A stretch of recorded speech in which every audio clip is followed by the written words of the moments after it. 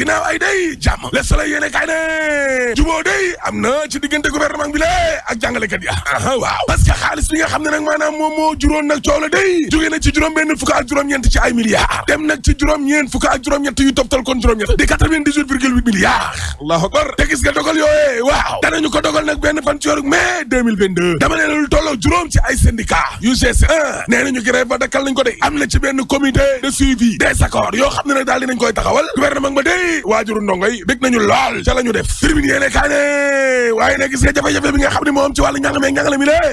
waa CUSEMS ak waa SAMES day daal dinañuy xooti nag proposition bi nga xam ne moom la gouvernement ba def allahu akbar te nee nañu xeex boobee danañu ko continuer exclusive yéene kaa ne dëgg la waa CUSEMS ak waa SAMES day nee nañu duñu signé protocole d'accord ba ña nga xam ne ñoom ñoo ca des dellu nañu ca classe ya kuréel gi njaboote jàngalekat yi nekk ci APR day te may mun a xuma si soxo jiite leen waaw nee nañu ña ngay bàyyi nag waa CUSEMS ak waa SAEMS yooyee ak adduna parce que nag ñoom jàngalekat yooyee ne duñu jeexal grève bi nañu xam ne sénégalais yi lée waajuru ndongo yi élèves yi société civile ñëpp la ñu bëgg daal mooy dellu ca classe ya may mun a xuma si soxo ak ñamoo àndal ne kon nag nañ leen bàyyi ñoom waa CUSEMS ak waa SAEMS ak adduna bi sur saane ñoom jàngalekat yooyee nga xam ne nee nañu duñu dakkal grève bi day waaw nguur gaa ngi leen di menacé ne danañu dal seen kaw allahu akbar Sud Quotidien ne jubóo bi daal boo bëggee dégg-dëgg waaw saful yàpp saful jënde laas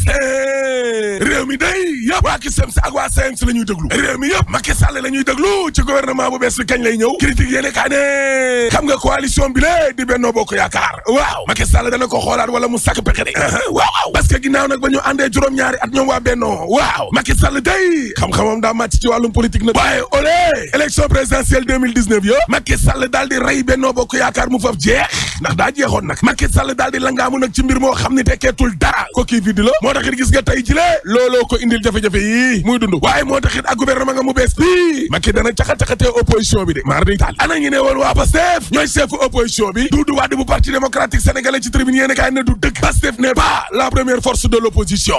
Doudou Wade ne nañ leen ko natt ci élection député yi la passé mais Ousmane Sonko non inscrit la te ñin waa PDS am nañ groupe parlementaire booy benn ñaar élection locale yi ñu génne ni lée Pastef nekkul ne moom dong moo dem laaste gis nga coow loolee am day ci kan moo jiitu ci opposition ba waaw Ousmane Sonko yaakaar na ne daaneel na Abdoulaye Wade kon ca basam ba ca Touba Mbacké parce que njiital Pastef nee na suñuy escorte ci Touba gi dañu ko multiplier te bu ñuy tànn na kan moo gagné ci élection locale ci département bi lée Pastef la Ousmane Sonko ko wax ci kanamu Serigne Cheikhouna Mbacké moom Serigne Fallou nekki Serigne Cheikh Thioro Mbacké Sonko tontu na Doudou Wade l'indépendant yéene kaay ne gis nga reconstruction de la famille libérale bi waaw Doudou Wade day nee na Macky Sall mi ngi ay jéego waaye ñun waa PDS la ñuy sàkk mooy ñu atawaat Karim Wade mi waaye bëgg nu amnistie kakatar yéene kaay ne xam ngeen lan moo tax ba Abdoulaye Wade mi ne ñëwul ci inauguration stade bi nga xam ne moom lañ ko tuddee waa Qatar bañ de Karim Wade ci boppam moom bañ laa la wax dama ne la ba xew ma desee ñaari fan ci la waa pale bii xam ne Abdoulaye Wade du fa teg tànkam waaw Karim Wade ci boppam moo bëggul woon a bàyyi baayam daal di ñëw ci xew mi jubóolee Abdoulaye Wade ak Macky Sall xaw ma woon yoon la ñuy jaar ba gérer dossier Karim Wade looloy coow li waaye dossier Aliou Sall mi ne nan lañ ko gérer terminé ne kaa ne Aliou Sall day ma ngay gën a fippu nag ma ngay radicalisé wu Le Quotidien ne kaa ne Aliou Sall day créé na mouvement politique nag laa la wax yaa juum wala maa juum maa la wax li la de renfort le mouvement ba tudd source ané Aliou Sall day ginnaaw ba mu tuumaale yenn ci ay responsable ak ay xaritu Benno Bokk Yaakaar ne ay fumiste lañu ay traître lañu warkat ñoo financé campagne opposition bi ci élection locale yi ñu génn ni lée Aliou Sall daal dina créé nag mouvement tuddee ko renfort ñëf yéene kaay daaw da càmmine waaye Aliou Sall ak ay nitam yi mbaa dañoo am ay ambition nationale ba ci candidat élection présidentielle 2024 ya looloo jar a laaj beneen laaj bi mooy ndax Aliou Sall mi dana continuer nekk coordonnateur u APR Benno Bokk Yaakaar ca Guédiawaye gële looloo jar a laaj yéene kaay yu ma jambal jàngi ne dama ne ki nekkoon maire Guédiawaye di Aliou Sall mi la élection yi di ñëw lay waajal de Direct News ne Aliou Sall daal boo bëggee dégg-dëgg élection député 2022 yi lay préparé ak mouvement bi renfort maa la ko wax Aliou Sall ne rey ma jaale ma laadul nangu ay responsable APR yu may woo naan ma jubóol ak Ahmed Aïdara waaye Ahmed moomee bi may saaga ñoom fan lañ nekkoon booy benn ñaar lu tolloo juróomi junni 5000 électeurs yoo xam ne dañ koo transféré fii ngir ñu gañama ñoom waa APR ñoo ma xeex tamit Lat Diop sama ndeteelu gi défaite bi man ak Lat Diop waa APR la ñoo ko liggéey ñenn ñi dem nañ bay financer opposition bi lée te buñ ca yeggee danaa tudd seen tur ñëf rek ko Macky Sall ne sama ennemi bii ma jàkkaar lool xanaa Ahmed la fu ma ko samañetee rek ma saañ ko laa la wax œil pour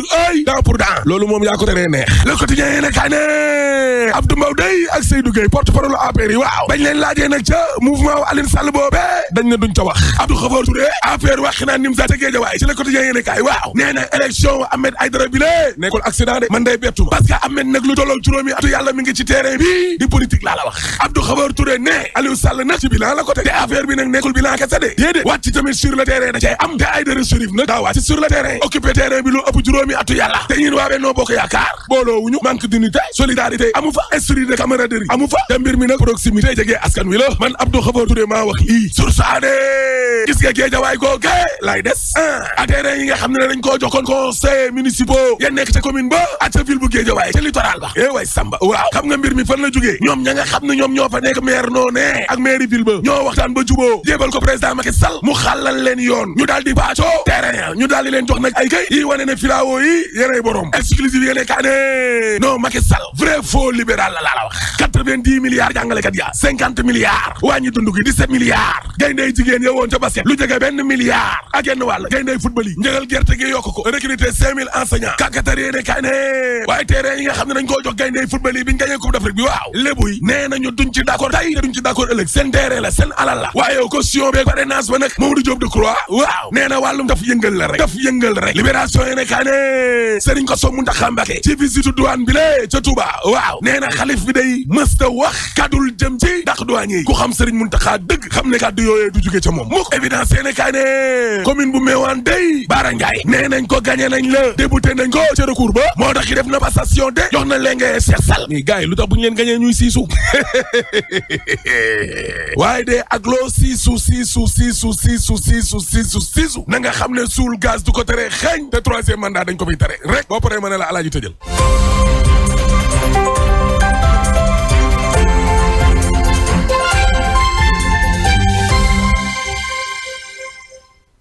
jaajëf El Hadj Ahmed Aïdara daal di teew ma naan kan asalaamaaleykum. aleykum salaam borom département bi. da ngay tëyi. alhamdulilah ak yu tëyi. waaw ñooy góorgóorlu de. ana waa Diamniadio. ñoo ngi laa nuyu bu baax. ñu ngi si jàmm bu baax. bu baax alhamdulilah. ana maire ba Mamadou Moulaye Guèye. waaw ñoo ngi laa nuyu bu baax de. ak yaru buy wax sax doo ko dégg. waaw ak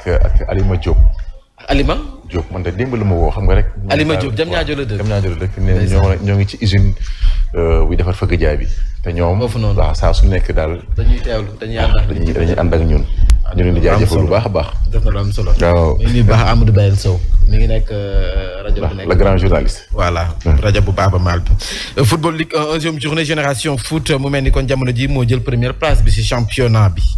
waaw génération foot nag naam def na match nul ci digganteem ak Guédiawaye FC ci biir weekend bi waaye teewul ba tey moo nekk nag ci première place bi am fukki poñ ak juróom-ñeent daanaka soo xoolee sax ci goal average bi am na plus 6 ñi nag di waa Guédiawaye am 19 points plus 3 Casa Sport naam sax ni match nul la def moom tamit ci digganteem ak Ñambour bu Louga am 19 points plus 4 kon daanaka AS Pikine moo def nag opération bu am solo ci 11e journée bi ndaxte moom dafa daan nag US Gorée daan yu métti sax ñeenti ball ci dara ba tax na sax mu nekk ci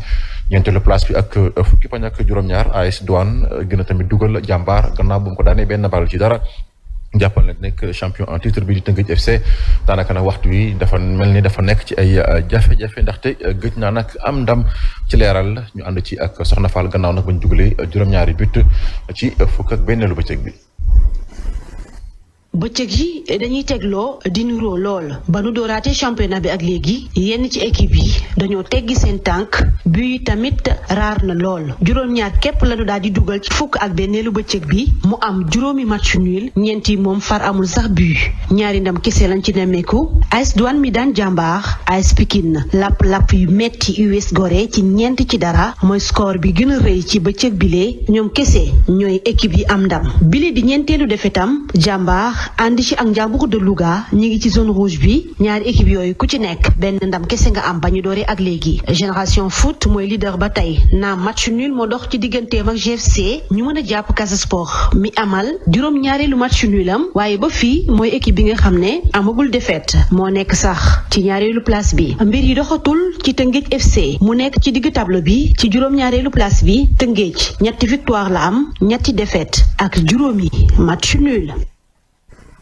dañuy desee ni nag ci 11e journée bu Ligue 1 bi Dakar Sacré-Cœur ak Jaraaf bu Dakar ñoom dañoo def match nul 0 but partout Jaraaf sax waxtu wi moo nekk si juróomeelu place bi am fukki poñ ak juróom-ñaar derby Thiessois bi nag doon dox ci diggante CNEPS Excellence bu Thiès ak Mbour Petite Côte dañoo mujjee tembo 0 but partout ci noonu nag dañuy teewlu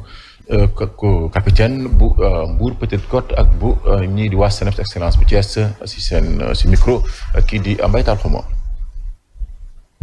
mais tey dañoo diggul quoi mais tey dañoo am difficulté ba pare adversaire bi ñëw xañ ñu ko quoi mais boo xoolee tamit gën nañoo gagné mais tamit gis naa ni football la te championnat la ñuy joué bu ñu demee ba mënuñoo gagné bu ñu amee 1 point moo gën defet côté attaque bi xam naa ko dañoo amagul confiance tax boo xoolee premier mi-temps bi am nañ ko te waroon nañ ko mën a dugal mais dafa dikkagul rek mais dina ñëw incha allah. non boo xoolee premier mi-temps bi vent bi xaw nañoo sonal te aussi ñëwuñu woon sax pour xaar ñoo ñëwoon pour attaquer parce que dañoo bëggoon a gagné match bi. te aussi bu ñu fàtte ni tamit MPC ñoom fii la ñuy recevoir kon donc terrain neutre la ñun ñaari équipe yëpp ñoo fi yamandoo. pousse mënuñu am 3 points ñu jël benn point bi bon Seneps ñoom tamit équipe buy jouer la moo tax ñu xaw a am difficulté tuuti rek mais manque de efficacité moo tax mënuñu dugal quoi. ndax équipe boo ko bettul mënoo koo dugal consigne yooyu la ñuy jouer pour teg bal bi jouer boobu loolu la ñuy jouer te équipe bi tamit bu comprendre li ñuy jouer day reculer fàtte espace yi nga xamante ni foofu la ñu war a jaar pour dugal quoi il fallait que ñu jaar ci kaw pour mun leen a bett mais coach bi mooy bañ bal bi jóg pour ñu football quoi mais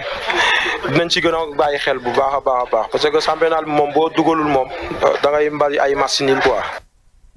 11e journée Ligue 2 bi également joué nañ ko ci week-end bi. oui joué nañ ko ci week-end bi kon jàppale nag ay jogante yu am solo amoon na ci ndaxte Thiès FC moo mujjee daan nag Renaissance bu Ndakaaru ñetti ball ci ñaar waaye teewul ba tey Thiès FC moom nag ci zone rouge bi NGB ñaari tali dominé ñi di waa Amitié FC ñaari ball ci benn même score la ñu nemmee ko nag ci diggante Sonacos ak ñi di waa Kër Madior Demba Diop nag moo daan Oslo FA ñetti ball ci benn ISO ak Port Autonome bu Ndakaaru ñoo def match nul 1 but partout. Dakar Université Club moo daan ñii di waa jamono Dakar Université Club ak jamono bu Fatick 0 but partout la ñu def kon waxtu wi jot nañu dugal nag fukk ak juróom-ñaari but ci nag 11e journée bu Ligue 2 bi nga xam ne tey jii la ci ngoon lañu koy dar képp bu 6h30 jotee ci diggante nag ñaar ñi nga xam ne ñoo nekk ci bopp championnat bi tolloo ki ay poñ ku nekk am ñaar fukk ak ñaar muy diggante Stade de Mbour ak équipe bu Walidane. basketball éliminatoire mondial 2023 démb sunu gaynde dañoo noggatu waa Kenya nag. waaw démb nag Sénégal noggatu nag waa Kenya noggatu. 100 ñaata 153. non 155. 100 ñi am 55 non dañ leen noggatu. waaw daan nañ leen daan yu métti ndaxte Sénégal nag xam nga si ñaareelu sotteem nag dafa nërmelu woon ci kanamu RD Congo ba tax na kon démb nag la mujj nag defarwaat bu baax a baax ci kanamu Kenya tax nag Sénégal jël sax waxtu wi première place ci nag poule D bi nga xam ne ci la bokkoon mu ubbil ko nag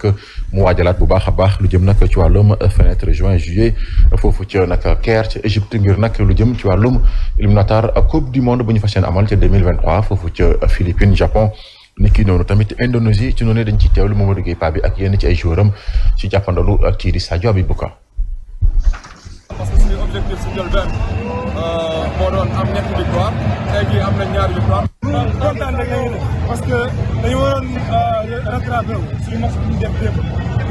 ñu perte suñu kanam def nañ ko respecté nañ ko suñu bés. alhamdulilah. 2-3 c'est pas mal suñu sañoon ñu dem 3-3 parce qu'on a on joue à domicile mais xam parce que bu demee noonu on peut pas gagner tous les matchs mais xam nga 2-3 c'est pas mal. dañuy waxtaanee bi la yoon dawlum vélo di cyclisme mel ni kon ñaareelu édition Kasatu jot nañu ko amal ci week-end bi. waaw jot nañu amal nag ca week-end bi foofu ca diwaanu Ziguinchor jàppale nag ay nag athlètes yi nga xam ne maanaam ay cyclistes jóge nag ci réew yu bëri ñoo fa teewoon lépp rek ngir nag gën a mën a jëmmal boobu la discipline foofu ca diwaanu Casamance. en tout cas lu ci mënti am daal président ligue régionale bi bu cyclisme rafetlu na bu baax a baax compétition bi dañu ko amalee ca diwaanu Casamance ñu dem fekki fa Abdourahmane Diallo. département bu Bignona doon étape bu njëkk bu Kasatour. course bi démarré na ci jàmm mu am sécurité mu am aussi yoon boo xamante ne bu mujj ayib. bi l'activité sportive bi nga xamante ne mu ngi ci ñaareelu édition li ko tax a jóg mooy fexe ba jaay destination bu Casamance bu ñu sukkandiku ci kàddu yi président bu ligue régionale bu cyclisme. pour mën a jaay Casamance région bu mel ni Casamance si wàllum tourisme ak wàllum économie il faut d'abord ñu am sport yoo xamante ne ak ay activités yoo xamante ne mooy woone rafetaay Casamance. ay cyclistes yu jógee ci ay nationalités yu bëri ñoo marqué rendez-vous bile. ay français si biir mu am ay gambien mu am ay bissau guinéen mu am aussi coureur sénégalais yu fi nekkee. d'ailleurs première étape bile ki nga xamante ni moo di Vincent Adobert di ab français moom moo daal di gagné étape bile. Je suis très satisfait et heureusement j'ai pu résister au peloton et puis finir en solitaire, mais ça a été un peu difficile parce que le parcours a été un peu plus long que prévu. ginnaaw Bignona cycliste yi def nañu étape bu Ziguinchor laata nag ñuy jeexal bile édition ci étape bu Cap Skirring nekk ca département bu Oussouye. jaajëf Abdourahmane Diallo suñu cycliste maison bi xam naa ne faw nga tàggataat membre yi ci mbir mi ni mel nga dawal vélo yow de amoo vélo mais mën naa dawal vélo. man ak yow yem ngeen yow jaajëf ñu joxante dig daje kon ci kanam tuuti ci émission Subatel 12h ak 13h incha allah ci Zik FM lay doon ci yaatal lépp lu jëm ci wàllum xibaaru tàgg yaram. jaajëf Pape Man Demba borom jàmm si Louga ñu jàll si pàcc